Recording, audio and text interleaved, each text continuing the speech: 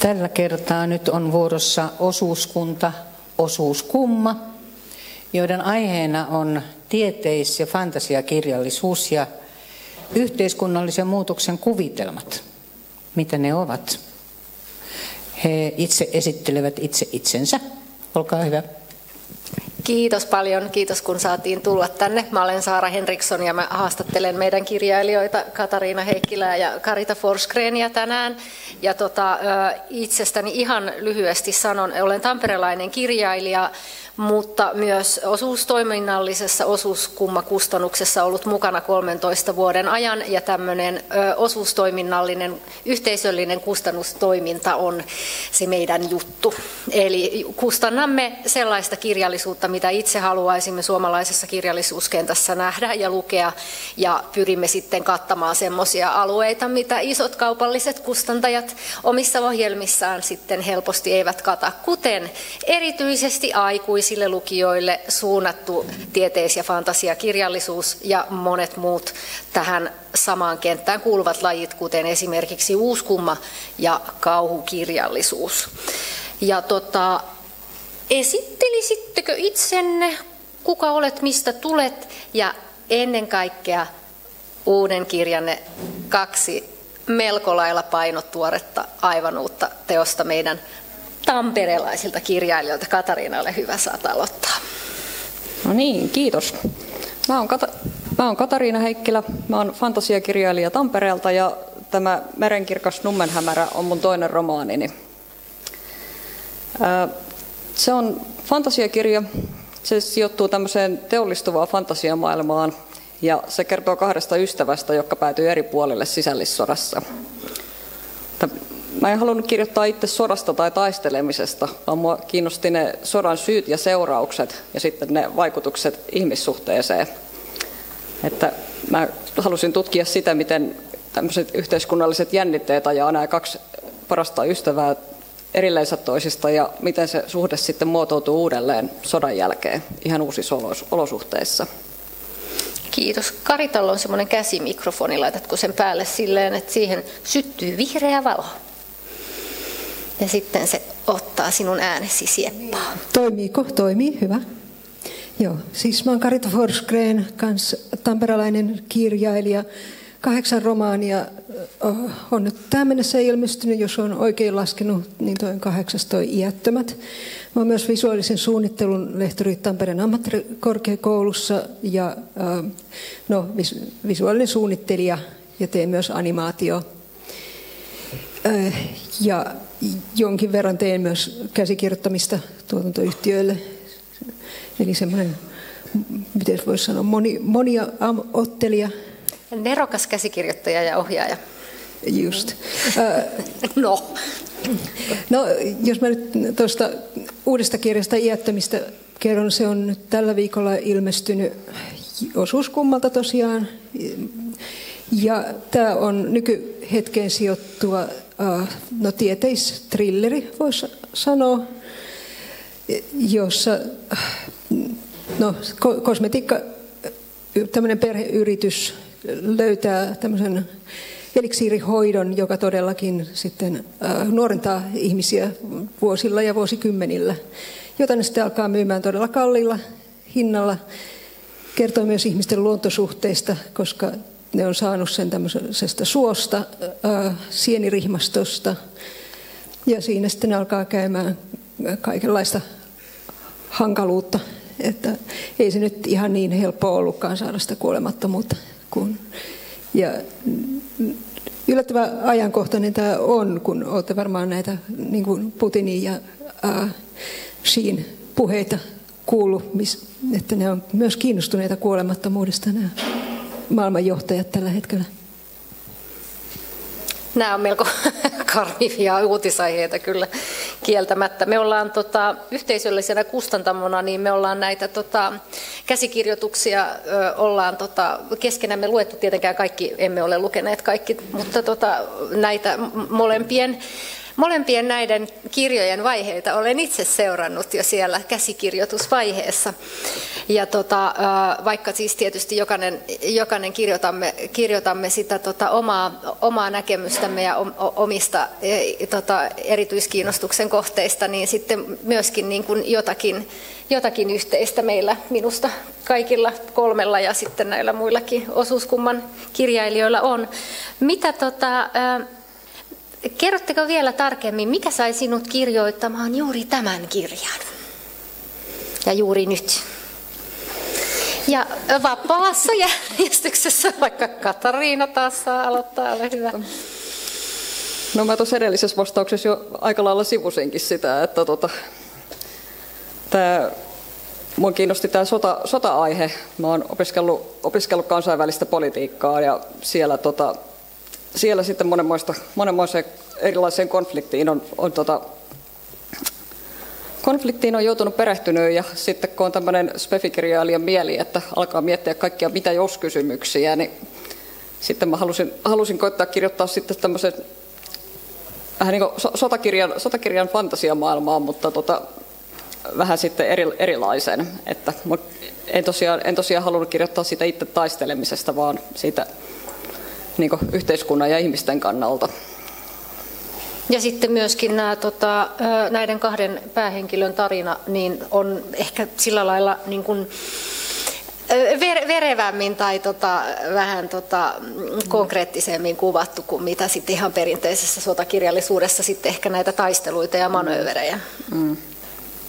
Joo, että pääpaino on niin kuin ihmisissä, ihmissuhteissa ja sitten tietysti niiden taustayhteisössä. Joo, no mua taas kiinnosti tässä iättömissä, jonkin verran ikääntyminen, kun on itsellekin alkanut tulemaan tätä ikää tässä pikkuhiljaa. Ja sitten toinen juttu on, että ilmeisesti meidän niin kuin, suvussa naiset näyttää niin kuin, ikäisiä nuoremmilta. Että mulla oli esimerkiksi isotäti, joka oli yli 90 ja ei sitä olisi voinut niin kuin, yli 70-vuotiaaksi ajatellakaan.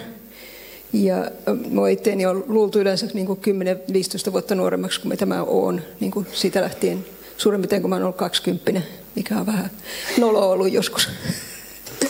Nyt ei saa ruveta esittämään arvauksia kirjailijan iästä. Nyt ei. No kyllähän saa arvata aina, mutta joo. Joka tapauksessa tämä niin kuin, myös eri sukupolvien väliset niin kuin jännitteet ja myös erot niin kuin asenteissa ja ajattelutavoissa oli tämmöinen kiinnostava asia, minkä mä halusin tuoda esiin. Ja tässä on myös niin kuin yli 70-vuotiaita niin kuin hyvinkin aktiivisia henkilöitä tässä kirjassa mukana. Ja sitten luontosuhde tietysti. Minkälainen on se suomalaisten luontosuhde? Että siitähän on monenlaista suhdetta suomalaisilla luontoon. Nämä oli, ja sitten yksi,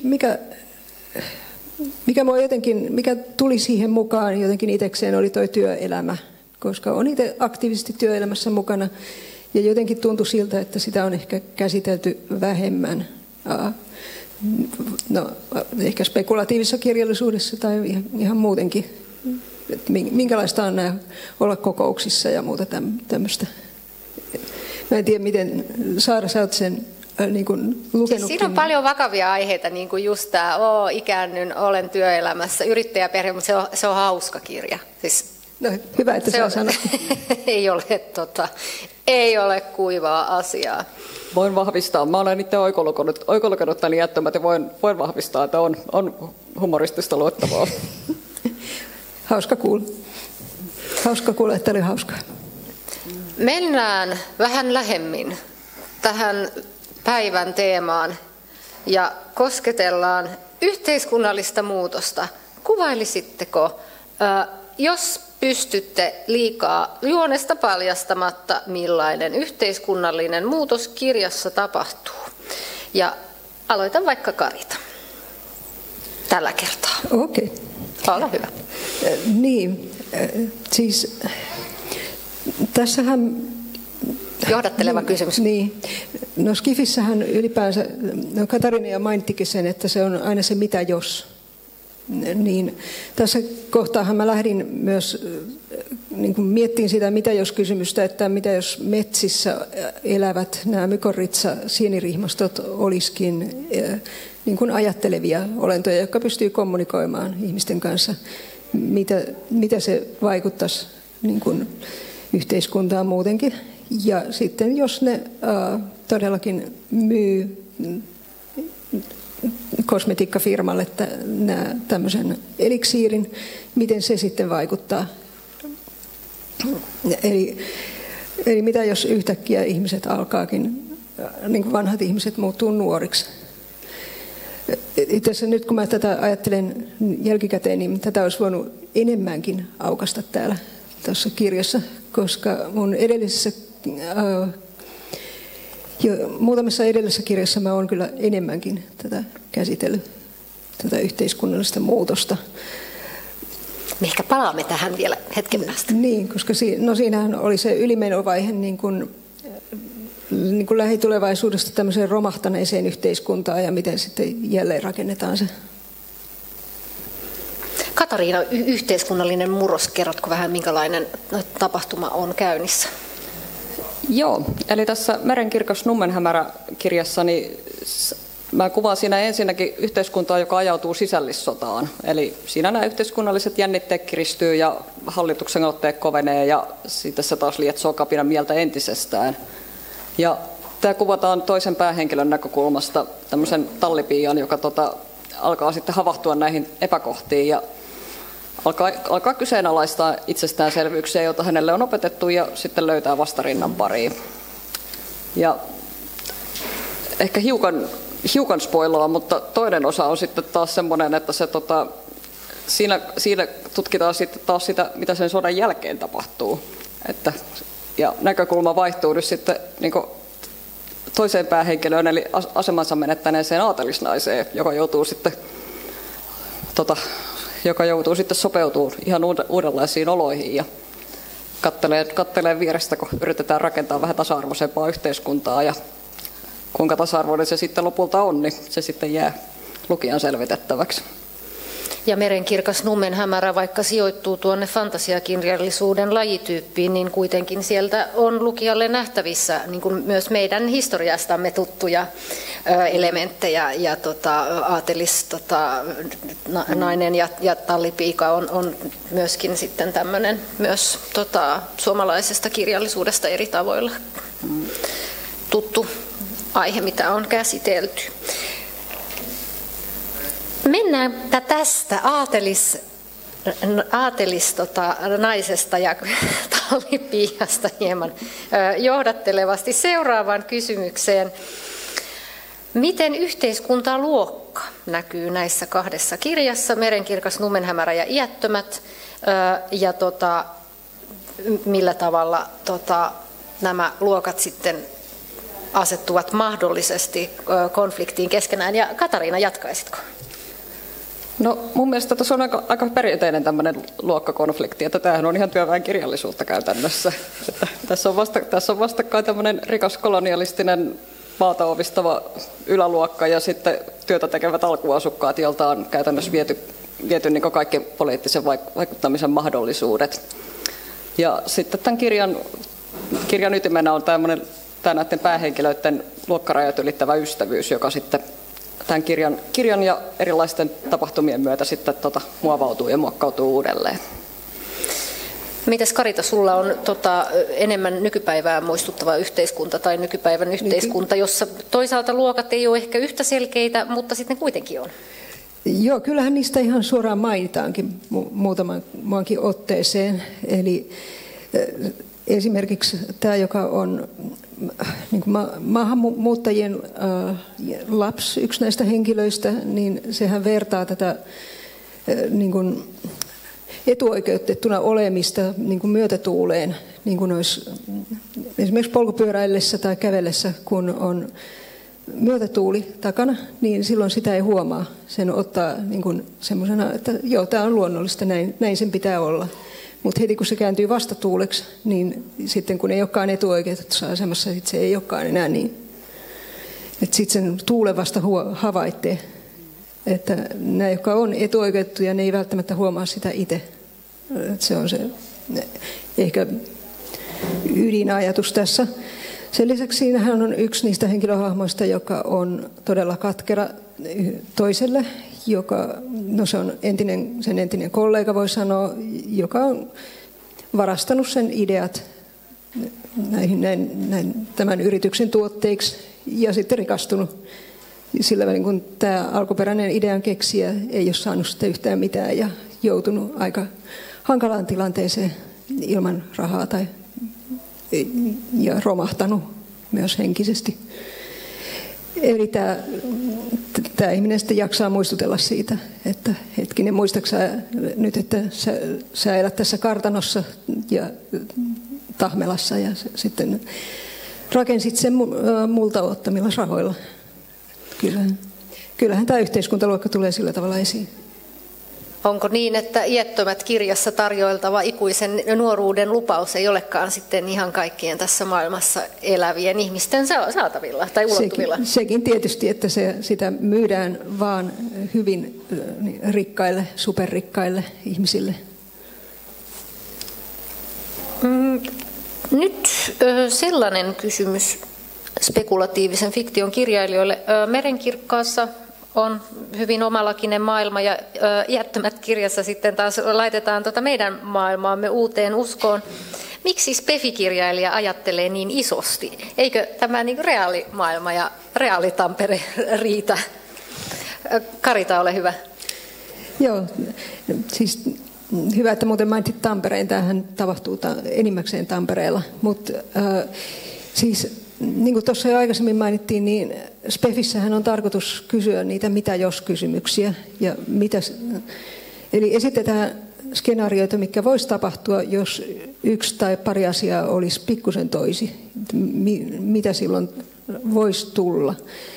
Mutta koska mä nyt tällä hetkellä kirjoitan romaania, joka sijoittuu 1700-luvulle, niin mä oon havainnut, että sitä ennen 1700-lukua, ennen Ranskan vallankumousta, niin ihmisethän ei ajatellut sillä tavalla, että maailma muuttuisi. Niin ei ollut niin paljon tämän tyyppisiä kirjoja, jotka olisi esitellyt uusia skenaarioita. 1700-luvulla niitä alettiin kirjoittaa. Eli koska tiede ja teknologia oli muuttumassa ja ihmisten yhteiskunnat oli muuttumassa, niin silloin alettiin myös kirjoittaa näitä mitä jos kirjoja ja esittää näitä kysymyksiä. Silloinhan ne kysymykset oli tämmöisiä utopistisia kuin mitä jos hevoset korvattaisiin moottoreja ajoneuvoilla, tai mitä jos ihmiset lentäisi. Niin 200 vuotta sitten ne olisi ollut spekulatiivisia ja se on meille niin kuin arkipäivää kuitenkin. Niin mun mielestä Skifin tehtävä on tehdä just tätä, kysyä sitä niitä mitä jos kysymyksiä. Ja mitä tulevaisuudessa voisi tapahtua, jos ja kun? Niin. Katariina. Joo, no, mä oon ihan samalla linjoilla Karitan kanssa, että mulla on kanssa päätäydä tämmöisiä mitä jos kysymyksiä, mutta ne on ehkä vähän erityyppisiä, ne on aika usein semmoisia laajoja ja sitten semmoisia, että ne vaatii jo paljon enemmän tilaa leikkiä kuin mitä tämä reaalimaailma antaisi mahdollisuutta. Että mä oon esimerkiksi aika varma, että mä en olisi pystynyt kirjoittamaan mihinkään olemassa olevaan konfliktiin näiden mun päähenkilöiden suhdetta sellaisenansa. Voin olla väärässä, tulkaa kertoa jos mä olen, mutta mä en usko niin. Ja sitten mulla oli kaikkia muitakin hienoja ideoita, jotka oli tietysti pakko saada mukaan. Että mitä jos olisi vaikka 2 kuuta maailmassa ja niillä olisi oikeasti merkitystä tämän tarinan kannalta. Tai jos olisi vaikka animistinen luonnonuskonto, jonka kannattajat käyttää sitä tieteellisen ja teknologisen kehityksen oikeuttamiseen. Ja ne olisi saanut alistettua sitten taas semmoisen lakiuskontoon uskovan kansan. Ei olisi meidän maailma riittänyt näiden kysymysten tutkimiseen. Mulla on molemmille vielä jatkokysymykset. Karita, Katariina jäi hyvään kohta, jatketaan kohta, mutta Karita, sun edellisessä romaanissa Ansoja saavutetaan sitten lopulta niin kuin toisenlainen yhteiskunta kuin mistä lähdettiin, niin tavallaan minkälaisia dystooppisia tai utopistisia, mitä jos kysymyksiä sulla oli siinä pohjalla, jos nyt näin kysytään ilman, että halutaan liikaa paljastaa sitä juonta? Niin mä mietin just, kun sä lähetit nuo kysymykset, että toi spoilaa sitä aika pahasti. Me voidaan kertoa, että sen verran voidaan kertoa, että romaani tapahtuu useamman sukupolven aikana, romaanin tapahtumat. Kyllä. No mähän lähdin siinä tästä, siis Ansoja-kirjassa tästä perinteisestä, niin kun, että tulee ulkoavaruuden vallottajat maapallolle ja sitten ne alkaa alistaa ihmiskuntaa tietyistä syistä. Kyllähän siinä sitten loppujen lopuksi aika isojen konfliktien jälkeen saavutetaan jonkinlainen uusi tasapaino, mutta millä tavalla ja olisiko se mahdollista, niin kuin meidän maailmassa on toinen, ja ihmisten välillä on toinen juttu, koska siinä esimerkiksi edellytetään, että se toinen porukka luopuu näistä sen niin kuin periaatteellisista, filosofisista ja uskonnollisista näkökulmista. Että se ei ehkä ihmisillä olisi ihan niin helppoa. Kyllä, ja siis tässähän saavutetaan tässä Ansoja-romaanissa, jonka mä näen eräällä yleisön jäsenellä tuolla penkillä, saavutetaan paitsi planetaariset, niin lopulta tämmöiset niin kuin peräti niin kuin galaktiset mittasuhteet. Mun on pakko kysyä sulta, Karita, onko sulle tyypillistä kirjailijana vaihdella niin kuin näiden tulevaisuuden ja galaksien ja sitten taas tämmöisen niin kuin historiallisen fiktion välillä? No onhan se mulle tyypillistä. Mähän olen kirjoittanut siis myös historiallista fiktioa, 2 kirjaa, se 3 kuun kuningatar ja Aurinkokehrä, nehän oli historiallisia. Ja sitten mulla on ollut ihan nykypäivään sijoittuvia dekkareita nyky-Tampereelle ja sitten aika monta skifi-kirjaa sen lisäksi. Että joo, mä tykkään vaihdella eri genrejä joskus samankin kirjan sisällä. Kyllä, ja sehän on lukijalle sitä kaikkein parasta ja joskus myös yllättävintä. Ja kyllä mä niin kuin ajattelen, että sitten taas mun seuraava kysymys on Katariinalle, mutta mäkin kyllä ajattelen, että tämmöistä tulevaisuuden historiaa Katariinan tuotannossa ja esikoisromaanissa Punainen nyrkki on kirjoitettu myöskin. Ja olisinkin kysynyt, koska tässäkin niin Katariinan tässä uusimmassa kirjassa, kun siinä edellisessä on kuvitteellinen valtakunta, Punaisen nyrkin tapauksessa hajoava liittovaltio, ja siinä 4 naisen roolia käsitellään, niin onko sulle taas sitten naisen yhteiskunnallinen osa semmoinen kirjailijana tärkeä teema? Ja miten näiden naisten kohtalot eroaa sitten esimerkiksi näiden samojen maailmojen mieshenkilöiden kohtaloista? Joo, kyllä tämä teema mua kiinnostaa, tämä sukupuolten välinen tasa-arvo tai sen puuttuminen. Ja mä väitän, että niin yhteisöstä riippumatta naisiin kohdistuu enemmän vaatimuksia ja odotuksia ja erilaista kontrollia kuin miehiin. Ja vaikka kuinka oltaisiin tasa-arvoisia, niin kyllä ne siellä jossain taustalla kummittelee kuitenkin. Ja mun mielestä fantasia antaa hyvät mahdollisuudet leikkiä näillä ja tuoda niitä vähän näkyvillekin. Että tuossa mun esikoiskirjassani, sen maailmassa, niin siellä naiset oli kyllä todella ahtaalla. Mutta ne pystyi niin pieniä kompromisseja, pienempiä ja isompia kompromisseja ja uhrauksia tekemällä, niin ne pystyi kuitenkin hankkimaan sieltä vaikutusvaltaa ja vapautta. Ja nämä mun naiset kyllä käytti kaikki konstinsa siihen. No Merenkirkkaan maailma, niin se on ehkä sukupuolen kannalta hiukan tasa-arvoisempi, että siinä on kumminkin vallalla semmoinen ajatus, että naiset on ihan yhtä pystyviä ihmisiä siinä missä kuin miehetkin. Että ja sanotaan, että tämä sukupuolikysymys on ehkä hiukan sivuosassa, mutta se on mukana siellä kumminkin. Että päähenkilöinä on 2 nuorta naimatonta ammattitaitoista naista. Ja vaikka kumpaakin yhteisö kunnioittaa, mutta kumpaakin kohtaa sitten taas se odotus, että pitää mennä naimisiin, pitää perustaa perhe. Että kumpikin tietysti säätynsä ja yhteiskuntaluokkaansa mukaisella tavalla, mutta se perusvaatimus on siellä sama. Ja oikeastaan vasta sitten, kun sota tulee, niin ne vapautuu siitä odotuksesta. Että sitten kun on poikkeusolot, niin sitten onkin yhtäkkiä heidän kyvyillensä paljon parempaa käyttöä. Ja usein myöskin siis meidän maailmassa me tiedetään meidän historiasta ja varsinkin viime vuosisadan historiasta monia sellaisia historian kohtia, joissa sota tai mikä tahansa konflikti on tuonut naiset eri tavalla sitten sen yhteiskunnan toimintaan ja varsinkin taloudelliseen toimintaan mukaan. No, pitää paikkansa. Joo. Spekulatiivisen fiktion kirjailijalle klassikkokysymys. Mitä sanoisitte lukijalle, joka arvelee, että tällainen tieteiskirjallisuus tai fantasiakirjallisuus, sehän on vain sitä todellisuuspakoa? No, vastaanko mä tähän ekana vai? Ole hyvä. Niin, mun mielestä skifi parhaimmillaan ei pakene sitä todellisuutta, vaan se peilaa ja joskus myös satirisoi sitä. Eli kommentoi todellisuutta ja sitten esittää myös spekulaatioita siitä, että mitä ehkä voisi olla. Joo, mä vastaisin tälle kuvitteelliselle ihmiselle, että kyllähän se voi olla todellisuuspako, skifi ja fantasia kumpikin. Mutta ei välttämättä. Ja sitten kannattaa aina varautua siihen, että joutuukin huijatuksi. Ja sitten päätyy pohtimaan kaikenlaista syvällistä. Alkaa jostain arjen sukupuolirooleista ja päätyy vaikka siihen, että ollaanko me yksin maailmankaikkeudessa. Ja jos ajattelee jotain Harry Potter-kirjoja vaikka, joista voisi nopeasti ajatella, että tämä nyt on todellisuuspako, niin siihen on hyvinkin paljon kaikenlaista satiiria, niin kuin mediasatiirista lähtien. Harry Potter mainittu. Meillä alkaa aika loppua, mutta mä voisin tähän loppupuolelle kysyä vielä panelisteilta ja myöskin yleisökysymykset on tervetulleita, mutta kysyn nyt kuitenkin.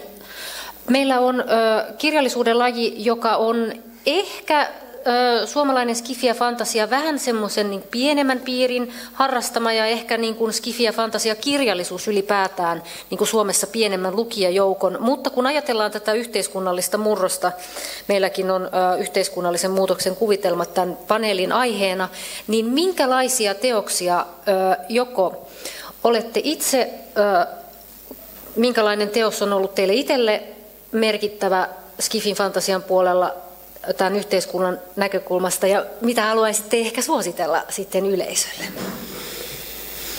Eli nyt pyrin laajentamaan näistä kahdesta uutuusteoksesta yleisemmin skifin ja fantasian yhteiskunnallisen kirjallisuuden ylistykseksi. Otatko sä aikana? No mä voin vastata ensin. Tuo mun lempikirjani fantasian puolelta, semmoinen, joka kuvaa yhteiskunnallista muutosta, on Robin Hobbin Live Ship Traders. Sitä ollaan suomentamassa paraikaa, olisiko sitten nyt 2-3 jo suomennettu. Mutta siis se on päällisin puolin merirosvotarina maailmassa, jossa laivat elää, mutta siellä taustalla tapahtuu koko ajan isoja yhteiskunnallisia muutoksia, että siellä on tämmöinen siirtokunta, joka pyristelee irti emämaasaotteesta. Siellä näytetään ihan lähietäisyydeltä, miten kokonainen elämäntapa tekee hidasta kuolemaa. Siinä näytetään, kuinka kokonainen uusi valtio syntyy. Ja taustalla muhii sitten vielä isompi myllerrys, joka sitten pistää koko ihmiskunnan asiat uuteen uskoon. Kaikki kuvattu tosi syvällisesti ja niin, että menee ihon alle. Se on mestarin työtä. Ja jos mä skifin puolelta pitäisi heittää esimerkkejä, niin semmoiset kuin Margaret Atwoodin Orjattaresi, joka on vanha klassikko, mutta aina vaan pelottavan ajankohtainen ja nyt ehkä enemmän kuin koskaan.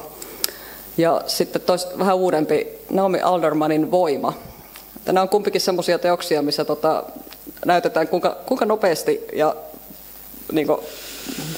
kuinka nopeasti ja kuinka rajusti sukupuolten välinen tasa-arvo voidaan murtaa tai kuinka nopeasti se valta-asema voidaan kääntää päinvastaiseksi. No joo, mä oon myös sen Naomi Aldermanin Voiman lukenut tuossa viimeisen vuoden sisällä. Mäkin luin sen silloin, kun se tuli suomeksi. Mä taas luin englanniksi. Niin, joo, se on kyllä hyvin koukuttava kokemus, samoin kuin se Aldermanin uudempi. Ja alleviivaa sitä, että miten nopeasti saattaa tulla se käänne, että yhtäkkiä me menetetäänkin sellaiset asiat tasa-arvon lisäksi, esimerkiksi lukutaito. Joo, Aldermanin se Tuleva on myös aika hyvä lukukokemus.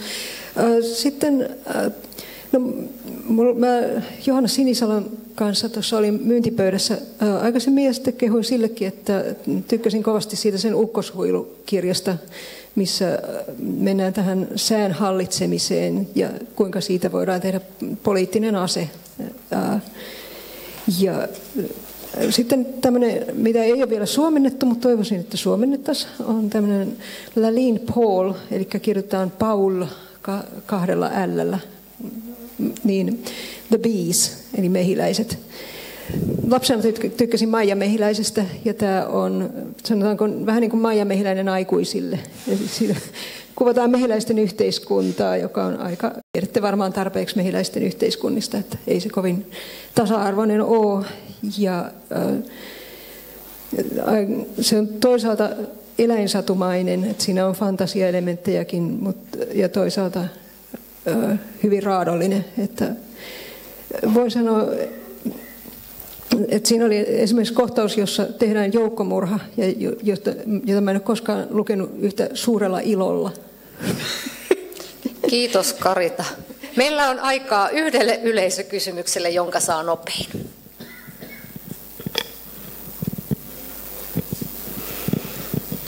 Ja jos kukaan ei ole mua nopeampi, niin minun on pakko kysyä Katariinalta, koska Karitakin kertoi. Voitko puolikkaalla lauseella valottaa, mitä aiot kirjoittaa seuraavaksi? No mä en ole vielä päässyt niin pitkälle, että mulla kesti, tämä oli 8 vuoden projekti saada tämä pääsisältä painoon, niin katsotaan montako vuotta kestää ennen kuin mä toivon siitä. Kiitos. Ja koska Karita ei sitä itse maininnut, niin minä mainitsen nyt, että kehitteillä on televisiosarja tästä Jättömät romaanista. Siis, jos tarkennan, niin mä oon siis myynyt optio-oikeudet siitä. Mutta me Suomessa ja varsinkin näin kustantajan ominaisuudessa sanomme, että kehitteillä on TV-sarja, koska se on myöskin meidän ihanien kirjailijoiden, joista olen niin kovin ylpeä, mainostusta. Carita Forsgren, Katariina Heikkilä, kiitos tosi paljon haastattelusta. Kiitos. Kiitos.